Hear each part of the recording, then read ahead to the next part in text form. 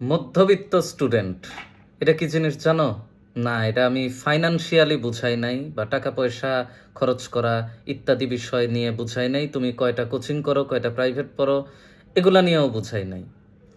মধ্যবিত্ত স্টুডেন্ট হচ্ছে, ধরো তুমি খুব ভালো স্টুডেন্ট, এটা একটা ক্যাটাগরি। তুমি খুবই দুর্বল স্টুডেন্ট, খুবই খারাপ স্টুডেন্ট, পড়াশোনা একেবারেই করো না, কোনো সিরিয়াসনেস নাই, কিচ্ছু নাই, ক্লাস করো না, কোচিং করো না, এত এত কোর্স কিনে রাখো, কিন্তু কোনোটাতেই তুমি ডেডিকেটেড না, তার মানে তুমি খারাপ স্টুডেন্ট। একটু কথাগুলো শার্প মনে হতে পারে, but this is one kind of reality, তাই না? মধ্যবিত্ত স্টুডেন্ট হচ্ছে সবচেয়ে বেশি কষ্টের স্টুডেন্ট। কেন? কারণ সে ক্লাস করে, রেগুলারলি ক্লাস করে, বাসায় এসেও মোটামুটি 2-3 ঘন্টা পড়াশোনা করে বা 4-5 ঘন্টা পড়াশোনা করে।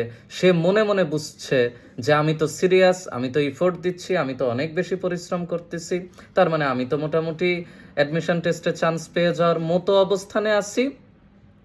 কিন্তু ধরো ব্যাড লাক, সে চান্স পেল না, সে তার এক্সপেক্টেড অথবা তার বিলো এক্সপেক্টেড জায়গাতেও সাপোজ সে চান্স পায় নাই। এরা হচ্ছে মধ্যবিত্ত স্টুডেন্ট। কারণ দেখো, যে ছেলেটা কোনো পড়াশোনা করে নাই, সিরিয়াসনেস নাই, সে জানেই যে আমি চান্স পাবো না, তার দুঃখও নাই, কারণ সে চান্স জানে এবং পায় নাই।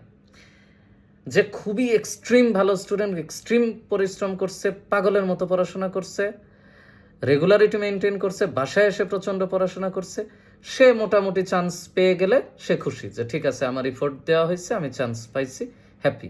বাট মধ্যবিত্ত স্টুডেন্টগুলা, মানে মাঝামাঝি যারা, তারা মনে করে যে আমি তো খুব ইফোর্ট দিচ্ছি, আমি তো অনেক পরিশ্রম করছি। কিন্তু একটা বিষয় বুঝতে হবে যে তোমার কাছে যে এটা ইফোর্ট মনে হচ্ছে, সেই ইফোর্টটা হয়তো বা অনেকের কাছে কোনো ইফোর্টই না।